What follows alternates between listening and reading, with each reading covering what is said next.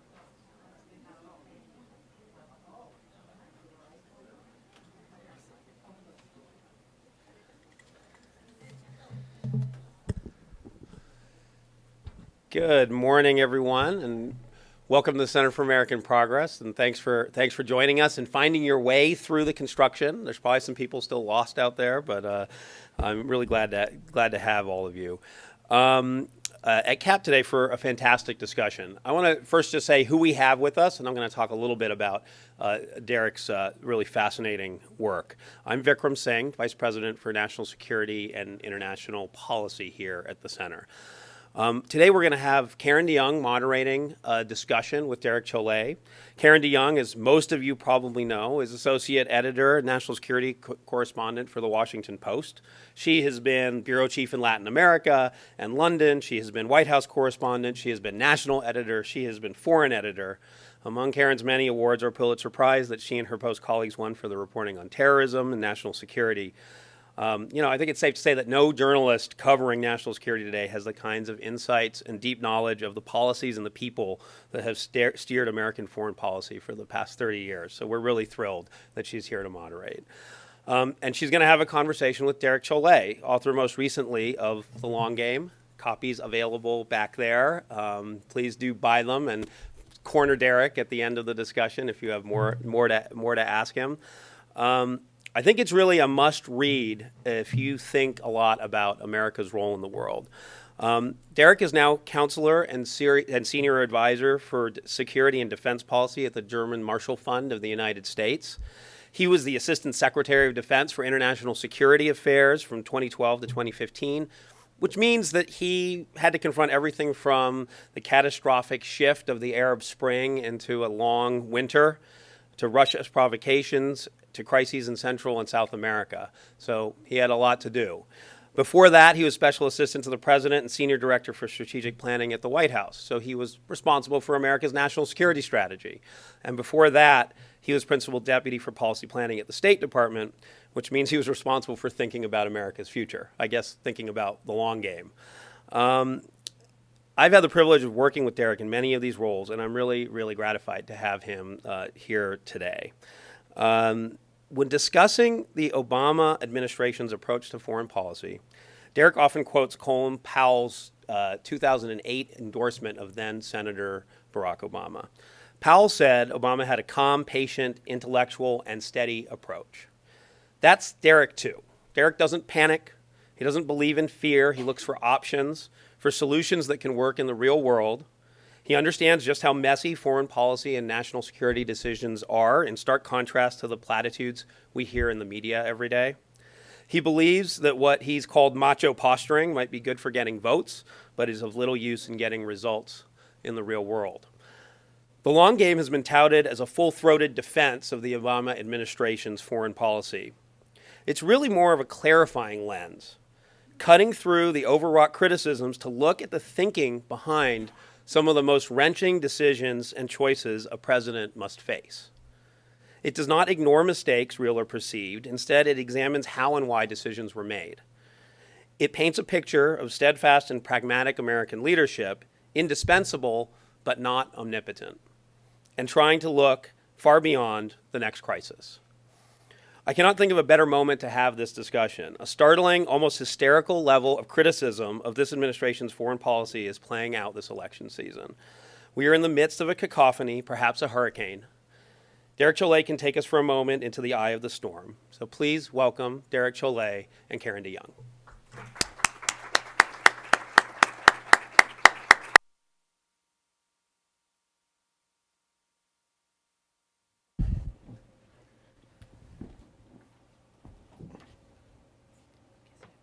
To it. Yeah. Thank you, Vikram, for that kind introduction, and I'll say thank you on Derek's behalf also, so he doesn't have to. Well, I will. I still will. But you. Okay. You know, in early 2008, when I had barely even heard of Barack Obama, I wrote a story about his foreign policy beliefs and plans, and I think I cited several things he had already said about attacking Al-Qaeda in Pakistan if it were necessary, while at the same time reaching out with an open hand to talk to America's traditional adversaries. At the time, I think I wrote, many foreign policy pundits said Obama was a warmonger, and other people said he was a naive peacenik. We won't name any names. But what strikes me now is how true he has remained to that duality, at least in the eyes of his critics and supporters. In fact, you make exactly that point in the long game, that while some describe Obama as woolly-headed and weak, others consider his foreign and national security policies cold and hard. And I think that's pretty much where he began. People who don't like what Obama has done say he doesn't have any strategy, but you argue, Derek, that his goals and his decisions in pursuit of those goals have been consistent throughout his presidency. And I'll just summarize them as you summarize them in the book. Restoring American power at home by focusing on the economy, revitalizing alliances while engaging with adversaries, either with an extended hand or a closed fist, depending on what the circumstances are, reducing America's military entanglements abroad and limiting new ones to those in which the United States has a direct interest, engaging terrorists lethally while ending military excess, modernizing the armed forces while de-emphasizing them as a primary tool of American power, rebalancing attention toward Asia and the Pacific, devoting new energy to global issues such as trade, climate, and nuclear disarmament. And as you say many times, in general and on specific policies, it hasn't been easy. Toward the end of the book, you argue that it's only in the second term that presidents begin to be judged on the strength of their foreign policies, and that for some, and Truman's always the example that's cited, true appreciation can take decades. I think the book gives us an inside view of debates on specific foreign policy questions and then judges them in the context of these goals and strategies that Obama has laid out. You don't pull a lot of punches in describing the downsides of each decision and mistakes that you think were made. But overall, I think it's fair to say that you believe that Obama's been true to himself and his strategy, and that history will judge him as a good, perhaps even a great foreign policy president.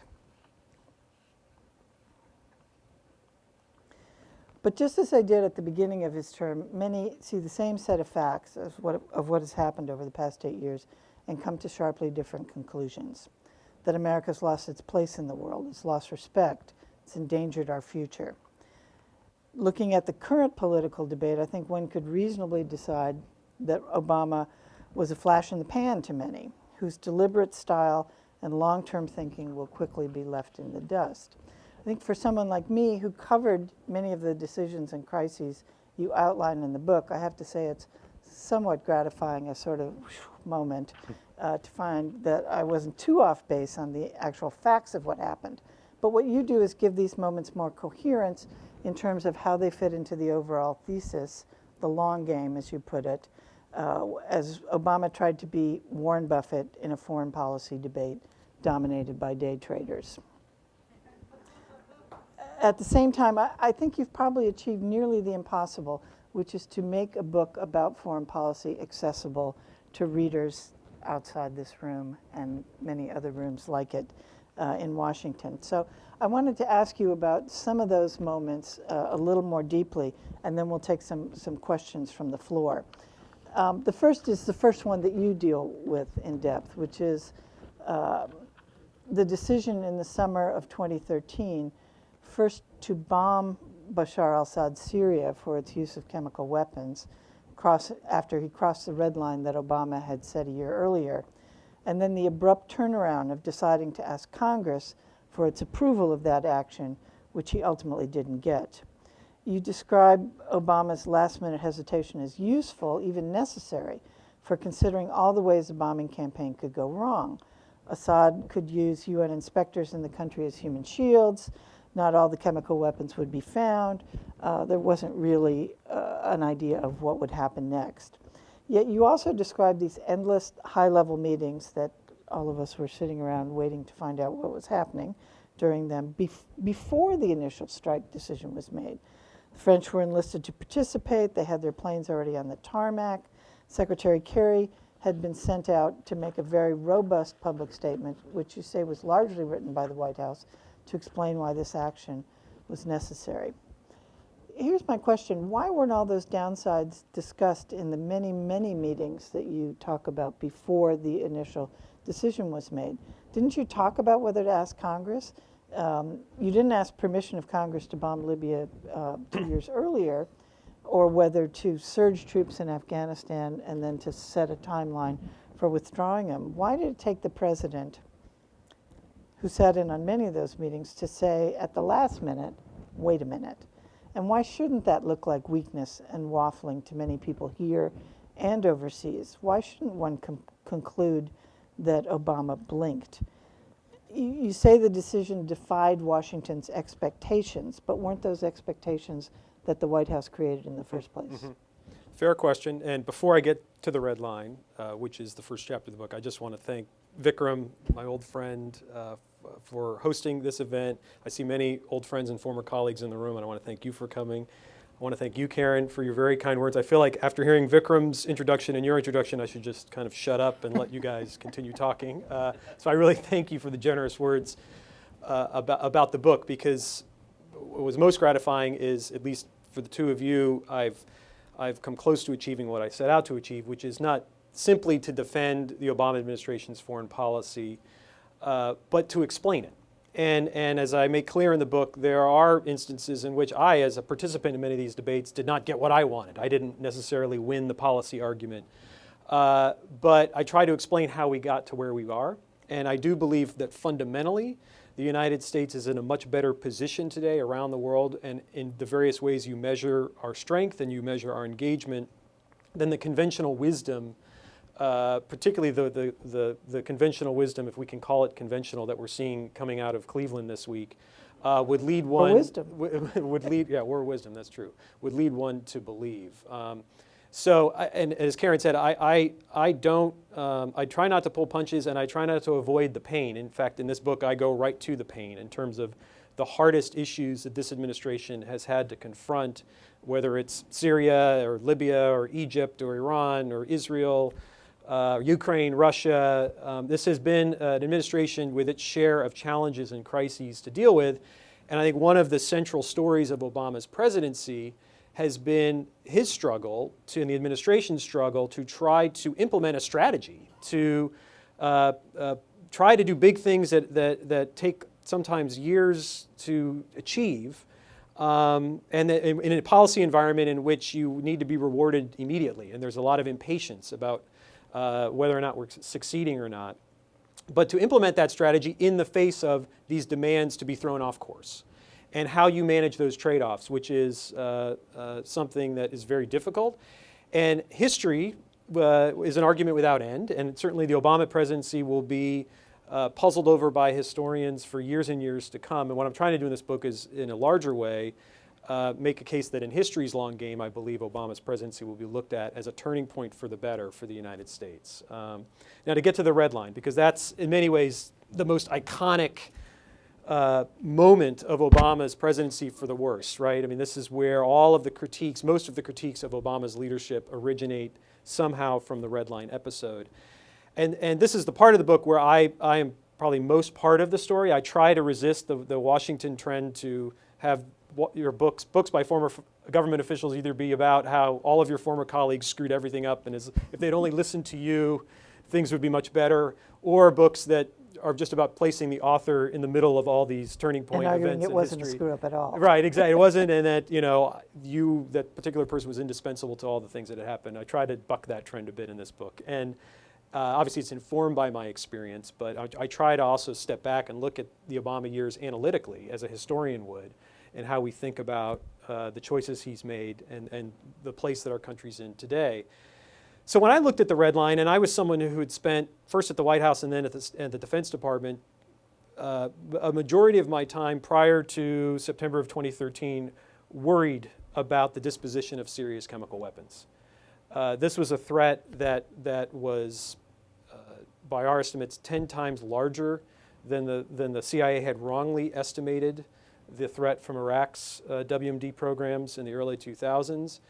And as we looked upon the Syria crisis in those early years, the CW threat was, for us, the number one issue.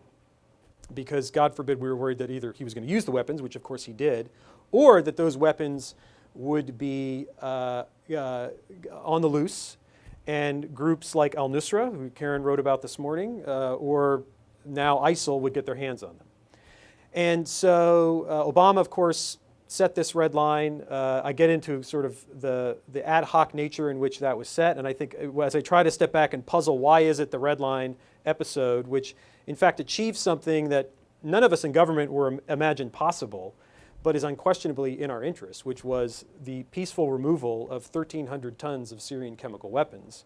Why is that seen as a failure? And again, stepping back and thinking about this historically, if in Iraq we used force to deal with a WMD threat that did not exist, and of course the consequence for our country in terms of the costs on our resources and on our prestige and on regional order in the Middle East is something we're still grappling with today. And so that was seen as a strategic failure. And in Syria, we did not use force and ended up dealing with a WMD threat that did exist and was in fact much worse than we had wrongly thought Iraq was. And yet that is seen as a strategic failure. So I'm trying to figure, Yeah, why I is don't that? think I'm right? talking so much about strategic success or failure. I guess it's that at the time the decision to go and the decision not to go were made, Right. you didn't know you were going to get this deal on Right, chemical absolutely. weapons. Right. You didn't know that there So- was going to be, that wasn't even part of the thinking process. Absolutely. And so that's why when answering, in some ways, I get at why can't we be satisfied with winning ugly, right? Because we're still winning. And Obama is very clear about this when he's asked. He says, look, I concede we didn't win style points on this, but it's the results that matter, right? And I think of the counterfactual, which is if Obama had said to the Russians or the world when they had come forth with this idea to get rid of serious chemical weapons, if he had said, thank you very much, but because I set this red line and because my credibility is on the line, I need to go ahead and use force and not take this deal that's on the table. And then, God forbid, what we were all worried about would have happened, which is chemical weapons are on the loose and they get used somewhere in Europe against Israel, here in the United States. Everyone would have rightfully criticized Obama for not taking this deal in the service of defending his honor, right? I mean, that doesn't make any sense to me. And this is where, as I think through why can't we accept that actually what we achieved in the Syria red line was something that was unquestionably in our interest. I think part of it, there's just partisans who don't want to give the president any credit.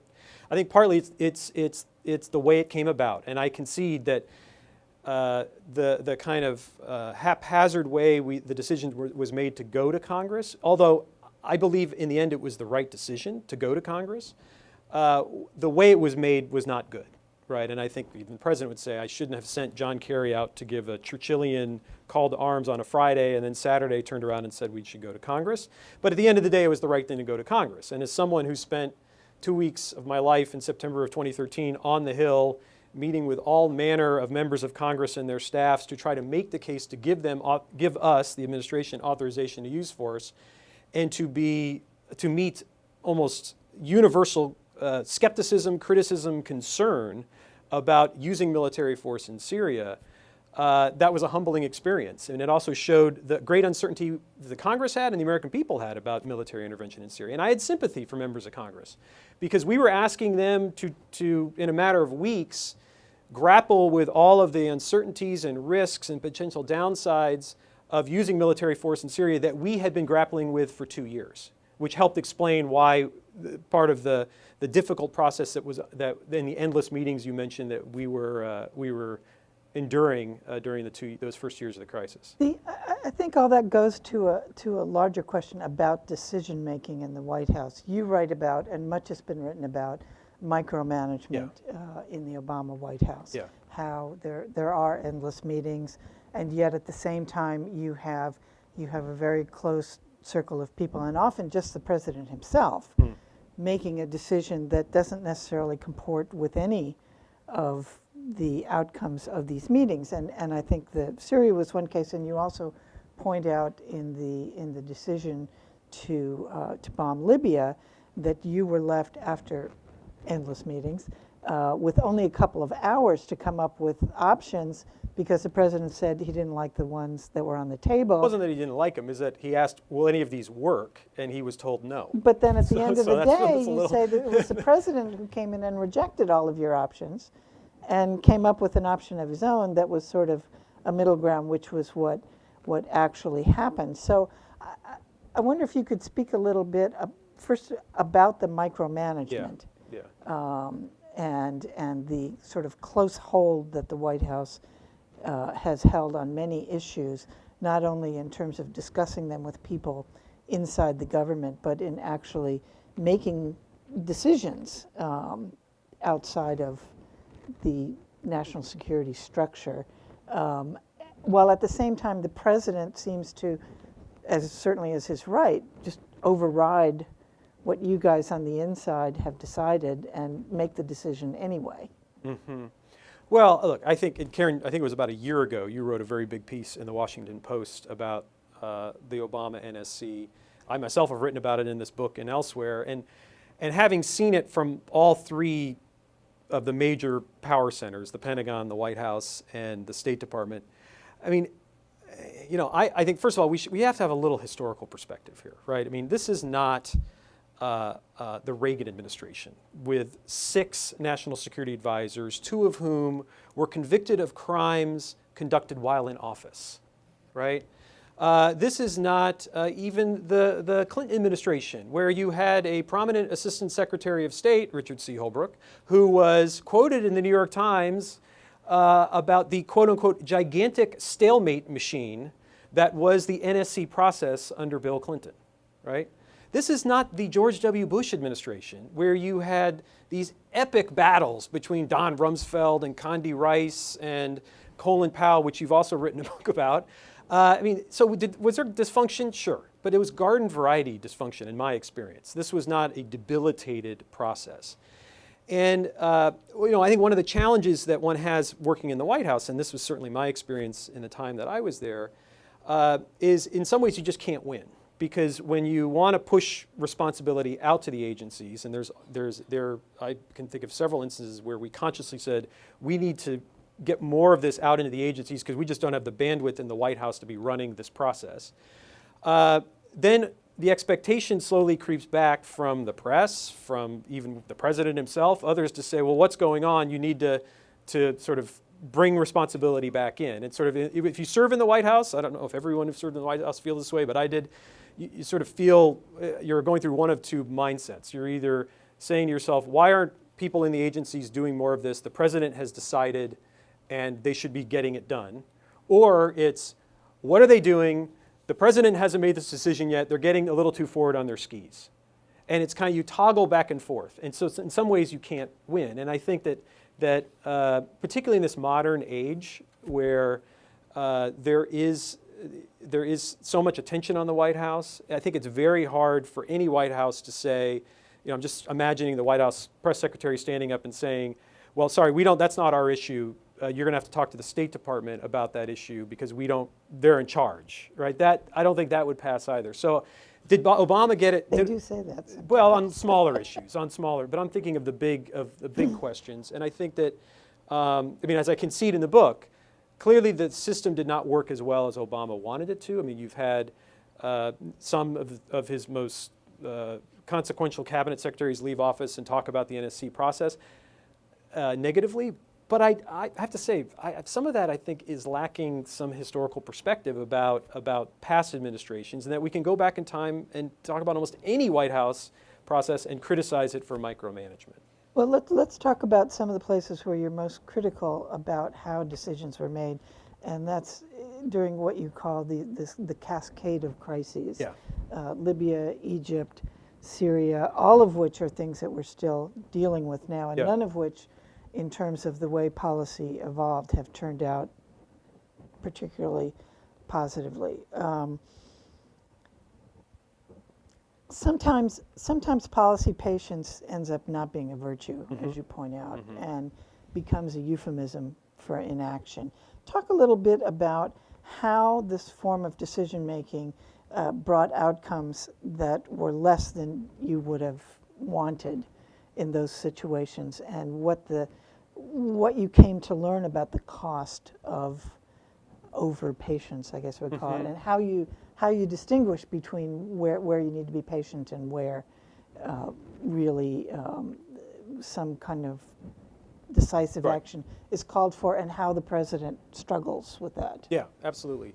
And I think this is a central struggle for President Obama. It will be a central struggle for his successor. And I think this is actually an interesting contrast with one of the people vying to be his successor, Donald Trump, who is all about impatience, right? It's all about decisiveness, acting fast, quick, instant results, which I don't think comports well with the real world. But that in some ways is a reaction to the sort of deliberative nature of the Obama presidency.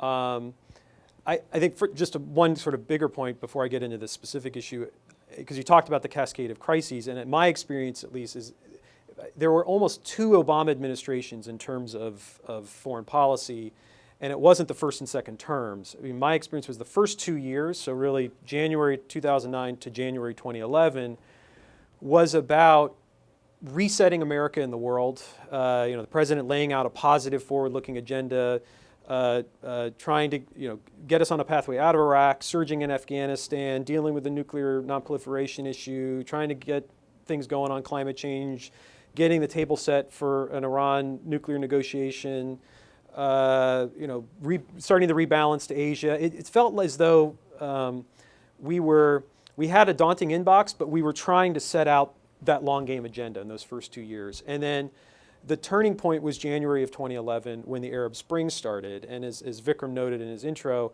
we initially had hopes that this was kind of a 1989 moment in the Middle East and that it was a spring, that this could be a flowering of democracy and freedom and change that was going to be positive. And of course, that hasn't turned out very well. But that since January 2011, my experience was we have been beset by crises from the Middle East, and then of course Russia, Ukraine, and it's been harder to drive events than be driven by them. And I actually start the book with the president in the spring of 2011, and at one of the meetings I was in with him, we were thinking about the forward agenda and him sort of ruminating that we've done pretty well so far in the first 2 years, but now we really got to build on this. And as I reflect on that moment in the spring of 2011 and sort of what came next, the story was less about us driving events than being driven by them. And that's not about us. I mean, that's the world. And this gets back to the long game, which is, to me, it's not a question of whether the world's complicated. It's what position is the United States in to deal with those challenges as they come. And part of that means not doing everything, right? I mean, and that's one of the challenges that it gets to the restraint issue and the patience issue that you mentioned. And I think patience is a virtue. I think it's certainly one of the hallmarks of Obama's leadership is that he's willing to be patient. But where patience does become an excuse for inaction or leads to inaction, that's where it's tricky. And I think, for example, if you look at the counter-ISIL campaign, yesterday and today, some very important meetings at the State Department and at DOD on the counter-ISIL campaign. If you add up everything we're doing on that campaign right now, and if you announced it all at once, we're going to conduct over 10,000 airstrikes, we're going to have 5,000 guys in Iraq and 300 special operators in Syria, and we're going to be delivering tens of tons of lethal assistance to the Kurds and the tribes in Anbar, and we'd have all this big coalition who's also involved in kinetic action in Iraq and Syria. If you announced that all at once, it would be a big headline. Right? But the way that it's evolved over time, it appears not as significant as it needs to be, right? And even though I think that's unfair in terms of what's actually happening on the ground, it's that one of the dilemmas of incrementalism and sort of being patient and taking a steady approach to this is that sometimes the significance of what you're doing washes over people and they don't see it. It's not even, I mean, for 2 years, we weren't doing anything in Syria militarily. And so if we had dropped one bomb, it would have been a big story. Well, now we've been dropping a bomb every day in Syria since September of 2014, and it hardly gets noticed anymore. And so what you struggle with in government and what President Obama struggled with is this calibration of how involved are we getting in a certain problem. And particularly from a military perspective, it's very rarely an issue of capability, right? We've got the capability to do almost anything we want militarily. The question is, how do we take that action within the context of this larger strategy that we're trying to conduct around the world? And ultimately, it is only the president who has to think that way, not just in terms of what we're trying to do in Asia or the Middle East versus Europe, but how is that related to what we're doing here at home? And that's where I defend Obama for saying things like we need to do more nation building at home. To me, it's intuitive that if we are not strong at home, if we don't have a strong economy, if our society is not strong, then we can't be strong in the world. And the story of the 2000s, in my experience, was, and if you think back to 2008 when President Obama took office, the United States was a declining power. Whether you measure our power by economic strength at home or what we were doing abroad, we were declining in 2008. The two countries that benefited the most from the 2000s were China and Iran. And that's not the story today. So I think that even though when you approach any particular policy issue, we think a lot about, in government, you think a lot about what you can do about that particular problem, but the most important thing is how you think about that particular problem relative to all the other things you're trying to do in the world and your broader interests. I just want to ask you one more question, then we'll go to the floor, and it's one of those kind of broad questions, not about a specific policy issue, but I think it touches on all of these issues. And that is Obama's ability or inability, some would say, to really rally the nation behind a policy. The nation, in addition to Washington. And I'm going to read something you wrote, which is, to maintain support for a patient approach, the American people must understand it and have confidence that it is working. It is not enough to do a good job executing a policy. One must also successfully sell it. I think nobody, I think, would disagree that Obama has given some brilliant speeches. Right. They've been masterful. They've often been moving. They're intellectually consistent. They're well argued. But again, I think we can all agree, and you tend to agree in the book, that his explanation of how America was actually leading and describing this whole question of aspirations and strategy within the context of limits sometimes made it look like he considered leadership more of a burden than an opportunity. And you compare him at one point with Hillary Clinton over the announcement to withdraw from Iraq, where he spoke kind of somberly of the need to honor our commitments, and she went out and gave a rousing speech about what an unparalleled opportunity this was. And you write that while Obama maintained deep optimism about America's global role as a force for good and in the strength and wisdom of the American people, he believed that too often the political debate stood in the way, that politics and the media made it difficult to think strategically, let alone maintain the focus and discipline to implement a strategy. But I guess I would argue that Obama had the most prominent voice in that debate, and he had the bully pulpit. He had oratorical talents that are as great as his ambitions to kind of reposition the United States in the world. Why has he been, over this time, really unable to define himself for many Americans the way you see him and the way he clearly sees himself?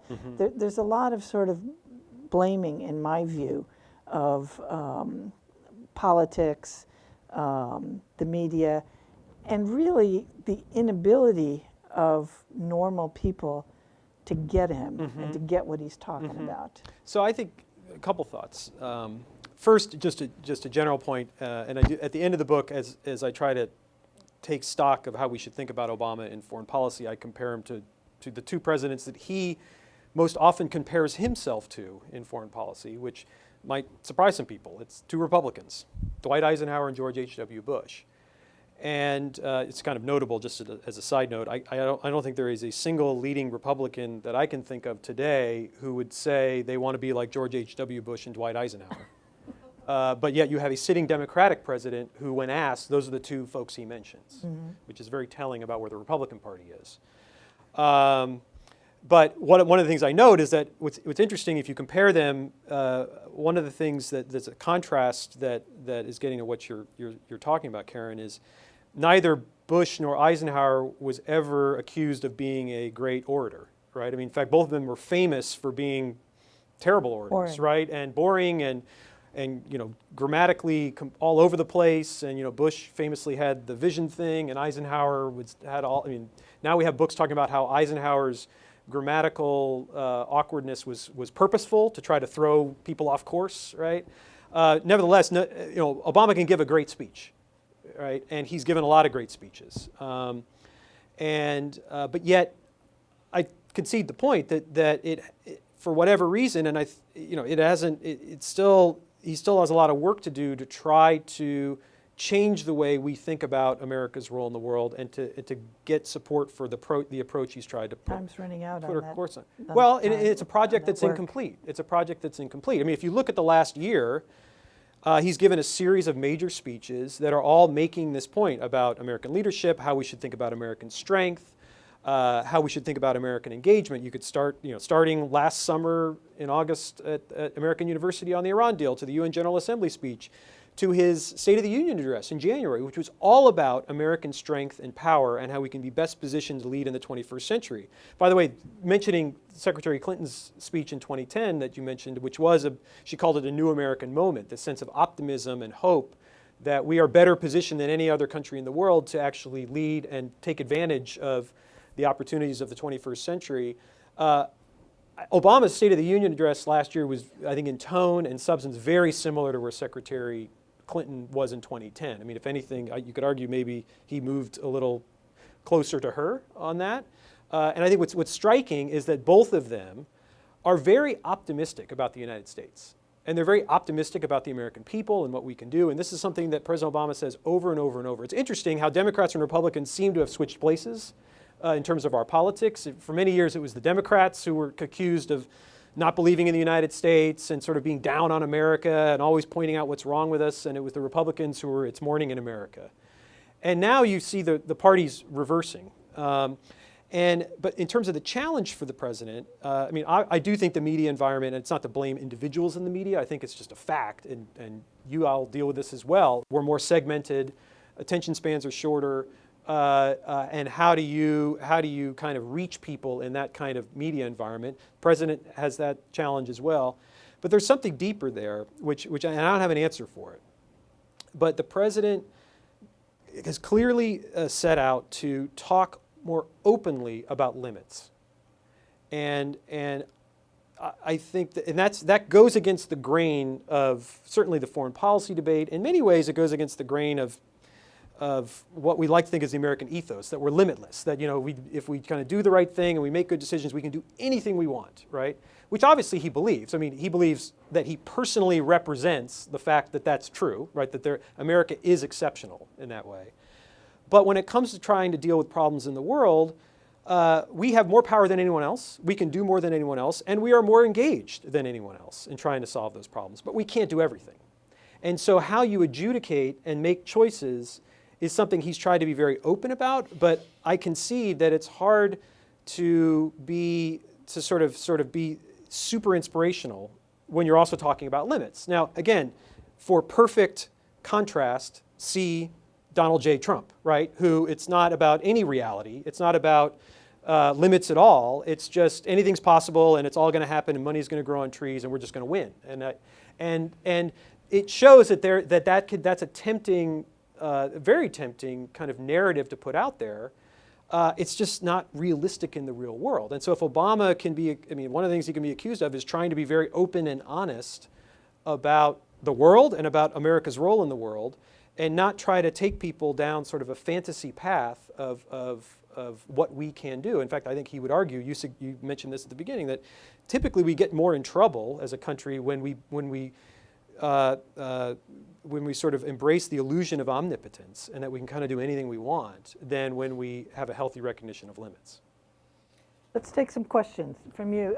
If you raise your hand, I'll call on you.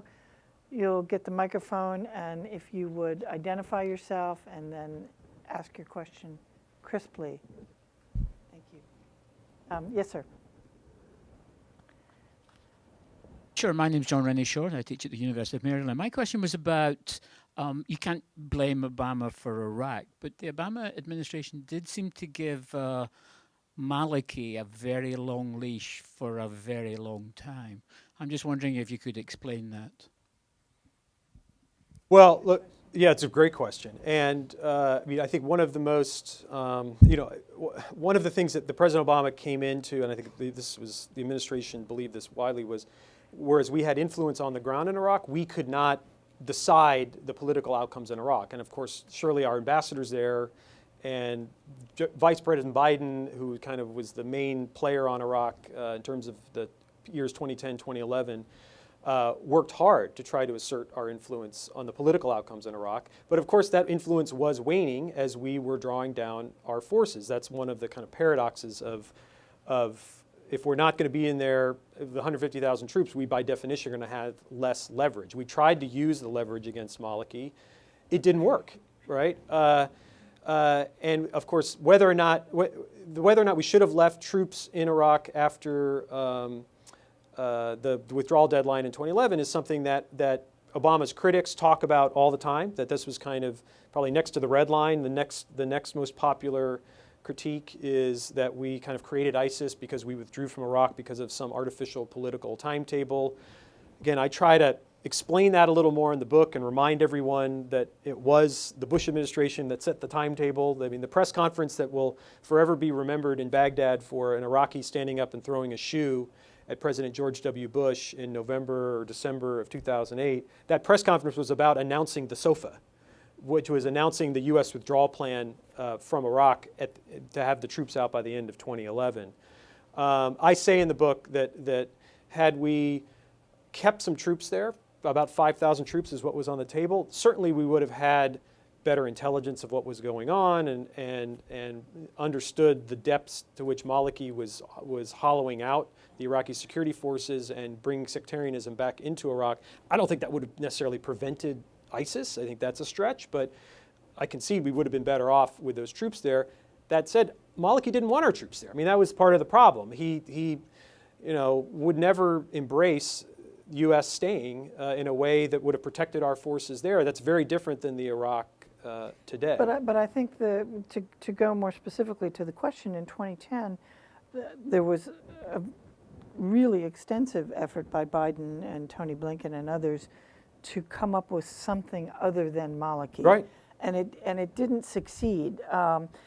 Is it that they just eventually gave up and said this is not going to be possible, or was there a belief that we really could impose some kind of different?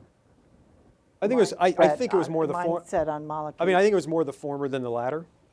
In that this gets to the limits. I mean, we can't go in and just get exactly what we want. I mean, we have to use the tools that we have. We have to use our leverage. I experienced this, and I get into this in the book, on Egypt, where we tried all manner of way to influence al-Sisi in 2013 about what was going on inside Egypt, including by withholding military assistance, and it didn't work. It wasn't for lack of trying. We spent a lot of time, I did, with colleagues and Secretary Hagel on the phone with al-Sisi to try to influence him to do things differently. He heard us. At the end of the day, his interests were different than ours.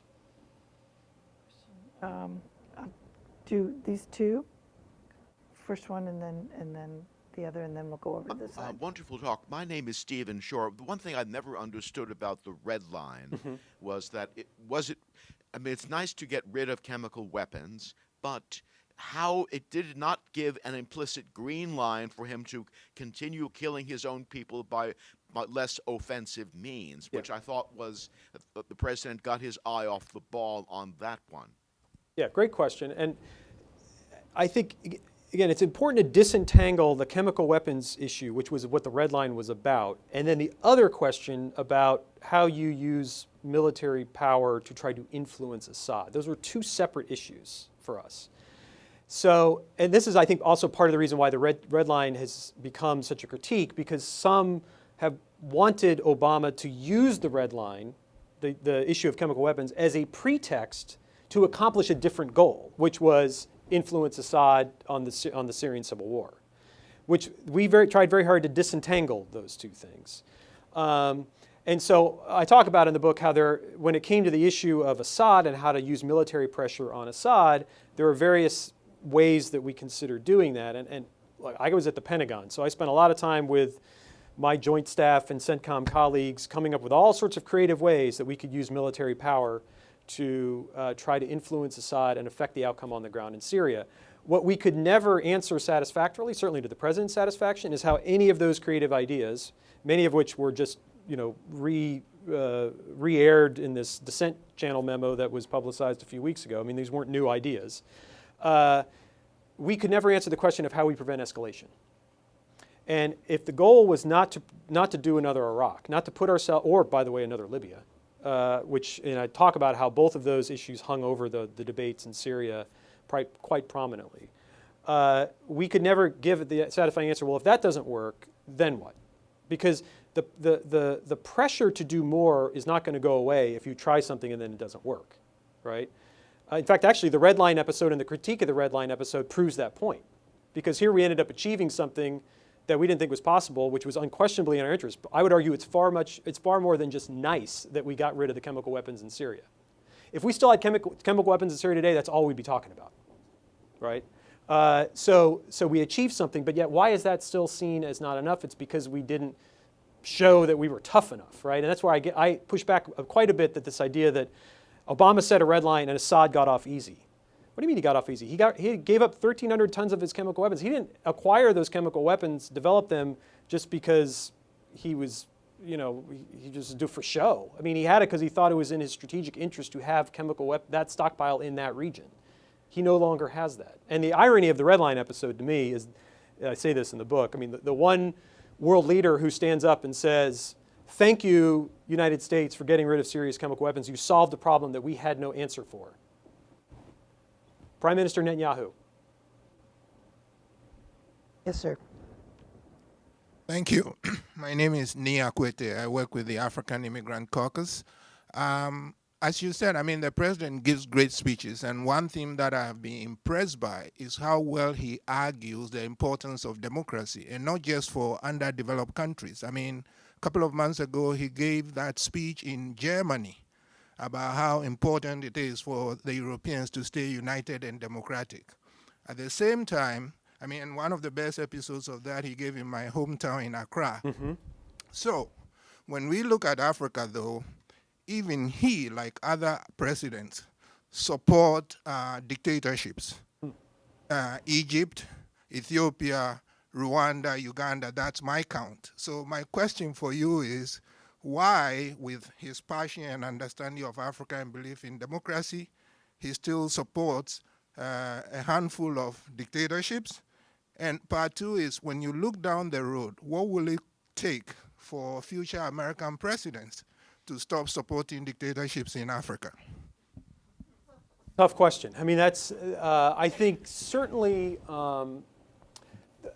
the Obama, my sense is that the administration's legacy on Africa will be one, this actually, oddly enough, maybe one area where there is going to be seen as somewhat continuity between George W. Bush and Obama. I mean, Bush, to his credit, did a lot on Africa, particularly on the HIV/AIDS issue. But Obama, because of his own history and because of his efforts in Ghana, or of course South Sudan was a big project, and that's not going so well right now. And on development and economic investment in particular, has tried to do a lot in Africa, particularly dealing with the non-government types. So that's, I mean, that one of the ways around this is, because there's obviously certain dictatorships in Africa we don't deal with, and then there's others that we have a government relationship with, but it's challenging. And so one of the ways the president has tried to address that is by first being clear-eyed and open and honest about the differences we have with those regimes. And there's many, there are certain regimes, I can speak to this from the Pentagon perspective, there are certain things that we would like to do in terms of partnership with certain countries that we don't do because of the nature of their governments, right? And if you could imagine a more democratic system in some of those countries, we could be doing more with them in terms of a military-to-military relationship. But the other way around it is by trying to reach out more deeply into societies. And so whether it's the entrepreneurship summits, young leaders summits, to try to kind of build that next generation of African leadership. One of the challenges we have, this gets back to the limits issue, is I mean, you know this better than I do, but when it comes to dealing with problems in Africa, challenges in Africa, the United States, we have a lot of resources, but oftentimes we have resources that are far short of our ambitions and hopes for what we can do, and that's something certainly this president has struggled with, previous presidents has struggled with, and that this then also helps explain what I concede is a rhetoric reality gap, because we can give great speeches in Accra and elsewhere, but yet sometimes we don't have the assistance programs to sort of match those ambitious goals. Well, and it's also, you decided that it's in U.S. strategic interest to deal with people that we perhaps in don't certain like. cases, right? I mean, in certain cases there are other interests at play, Yeah. Particularly on counterterrorism, in particular, where there's important cooperation we're doing with that government, and I mean, this is not unique to Africa, of course. There are, I think in every region of the world, there are governments that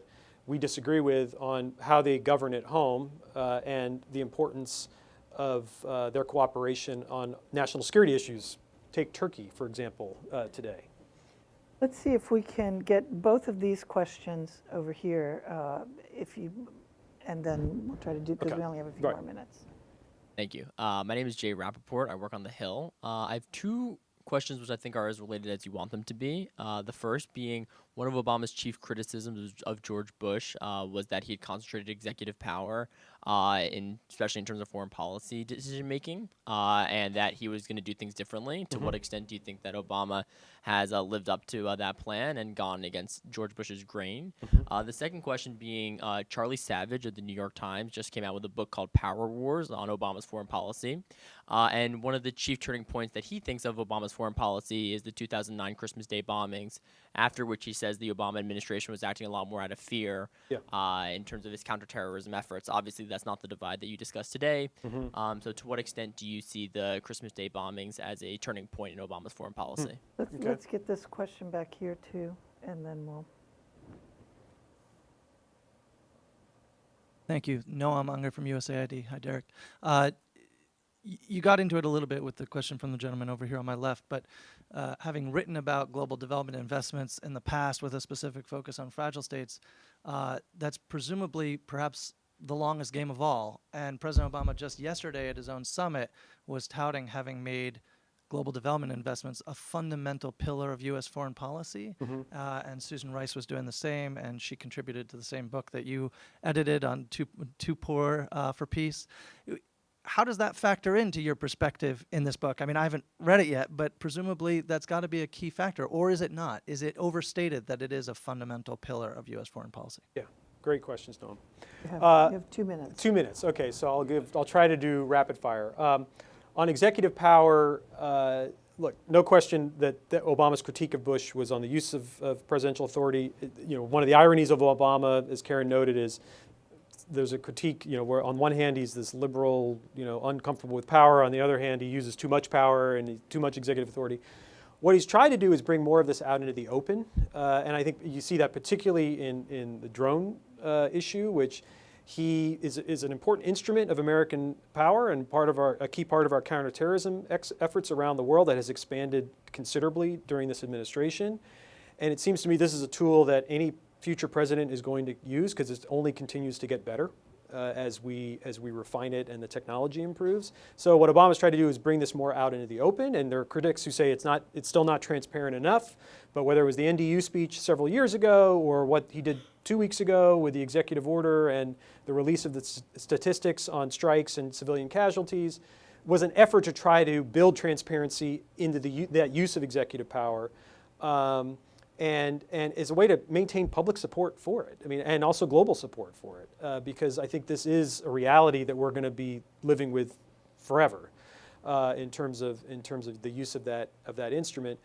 Also, getting back to the decision to go to Congress, and he said this during the campaign in 2008, and he's tried to follow through on this question of we should have Congress more involved in decisions of the use of force. And that's ultimately why he went there for the red line. I mean, I don't think it was sort of a way to get him out of a bad situation, as some assert. I don't know any evidence that anyone has to that effect.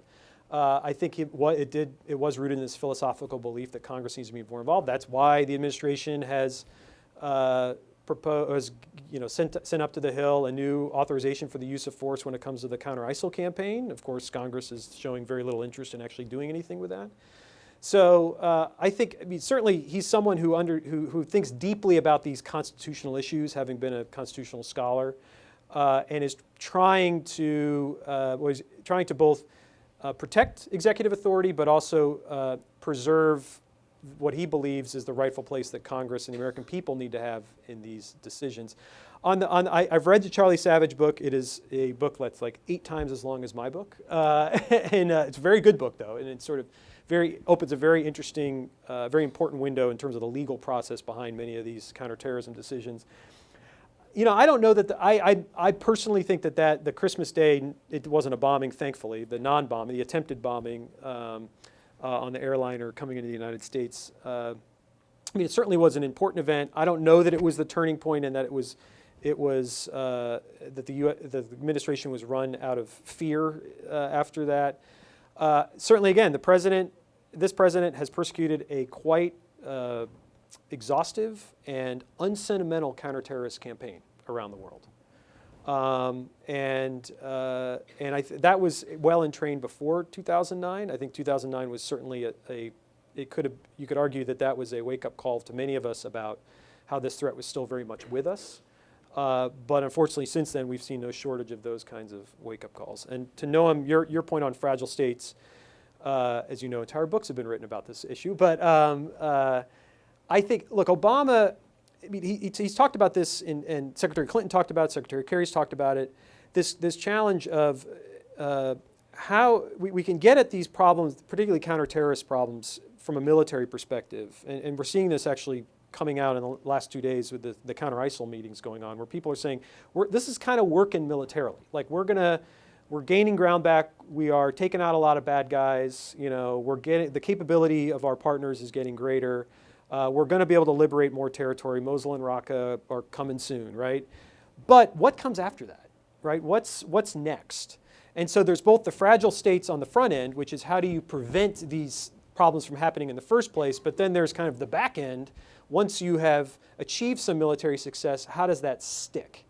And that has been something that I think I know the president was been very focused on from the beginning, which is how do we deal with these ungoverned spaces? You know, how do we ensure that terrorists don't take root? And unfortunately, there's no, as you know better than I, there's no silver bullet answer. There's not anything, and this gets back to the long game, which is there's no answer that is like, if we just do this policy differently, it's all going to go great. It's going to require a lot of patience. It's going to require a kind of multi-pronged approach. It's not just a military approach. It's going to require development and diplomacy, the private sector. So I think this is an issue that this administration's been acutely focused on, but unfortunately, it hasn't come up with that single answer. I would expect Secretary Clinton, I know Secretary Clinton's elected, we'll see a lot of continuity in trying to get at that problem and probably continuing to improve and tone up our muscle tissue and and the instruments we have to try to deal with those problems. But it's not something I don't think we're going to reach a turning point where we're just going to have it right and it's going to be easy. Derek, this is going to be, I think, the first and a very good contribution to what are going to be a whole lot of books and a lot of discussion. That's right. I need to get in early. You got in early, and you made some very good points and gave us a lot of insight. So thank you very much. Thank you. And thank you all. all. Thank you.